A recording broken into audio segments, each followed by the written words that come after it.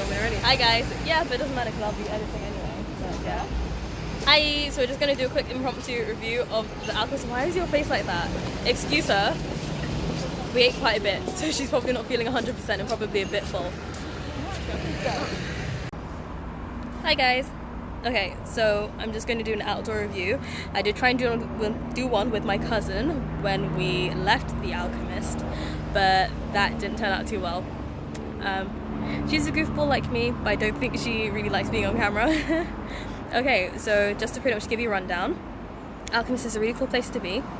Food was great. You'll see in the video that we had nachos as entrees. They had a few other things which were really nice. Interesting fusion, so they had nachos for obviously South American kind of style stuff. They also had gyozas for dessert, and savoury ones, like I think they were vegetable and duck. We didn't get those because, well, we prefer chicken gyozas, and I really don't like duck, so I never would have gotten that if I'm perfectly honest. So I'm just really distracted because I like that it's nice background and I'm actually outside for a change. Apologies for the noise, but it's London, so really what can you expect? So food was great. I had pesto pasta and Leanne had this chicken in a basket, I think is what they called it. It was nice. So she got that with the chips. You can either have normal fries or, well, she decided to go for sweet potato because I mentioned it. And it's actually served in the cutest basket, like it literally looks like a hen or a chicken, whatever you want to call it.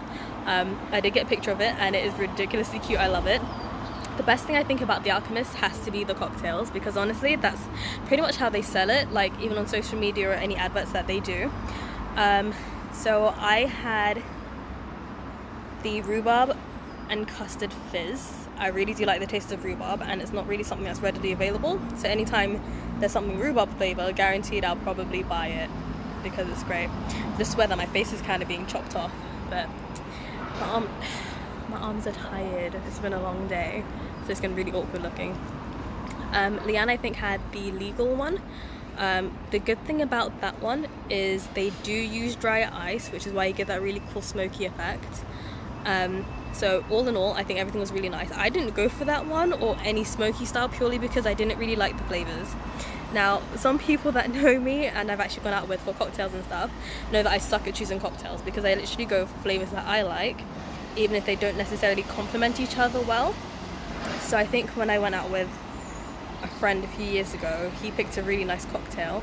I didn't like the idea of it because it was really citrusy, but the flavours were really well together. So maybe I should have kept that in mind when choosing a cocktail, then I probably would have felt more inclined to go for one that did have dry ice, so I'd have that special cocktail as well. But really, despite how something looks, I want to be able to enjoy it and like it. And like, I'm not going to order something or be willing to pay for something if I didn't enjoy it, so that's why I didn't bother.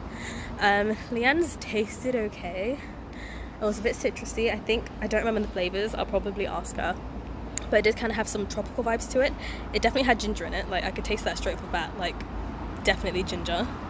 The gin was pretty strong because I could actually taste that in the cocktail itself. So all in all, it wasn't bad. I would say one thing that I kind of hope that they improve on later down the line. Oh, one more thing before I finish that, before I forget this one. When we arrived, there were a few locations in London, so it's worth checking out more than one, but we totally went to one that was closest to us, and it was really nice that our server, or waitress rather, did inform us, but they were like, I'm trying to think, I've actually got a picture, let me try and think. There were probably like 9 cocktails that weren't available, and bearing in mind we didn't want to be out late because we're both working the following day, so we literally had like early-ish cocktails, like kind of mid-lunchish time. So anyway, our booking was for 1:30, so we were there from like around 1 o'clock, and they were already out of cocktails, if you can imagine it.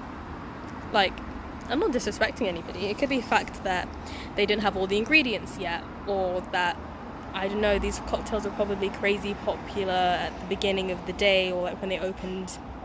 I think based on my experience, I think you can start serving / selling alcohol at 11 AM, so there were like a couple of hours for those to easily just sell out. And I mean, if you like it and you've got money to spend, you can totally, if you buy more than one, it makes sense that they would pretty much decrease.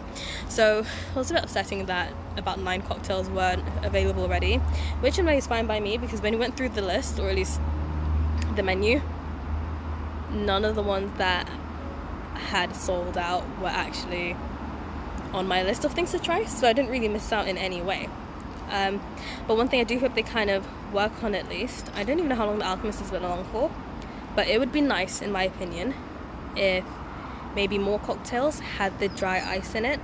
So upon reflection, I was speaking to my cousin about it, and I'm not a mixologist, I don't really know much about alcohol, so it could actually be because there are, say, some components that shouldn't be chilled or won't mix well with dry ice, for example.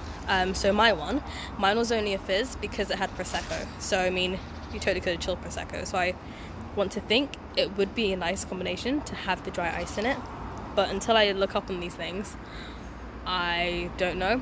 I'm just speaking based on what I think, not necessarily what is correct. So that would be nice if more cocktails that they served actually had the dry ice, because I'm not gonna lie, it was a bit underwhelming when my cocktail came and it was literally just like, here's like the world's smallest wine glass. I can't even call it a wine glass, I've seen wine glasses bigger than that.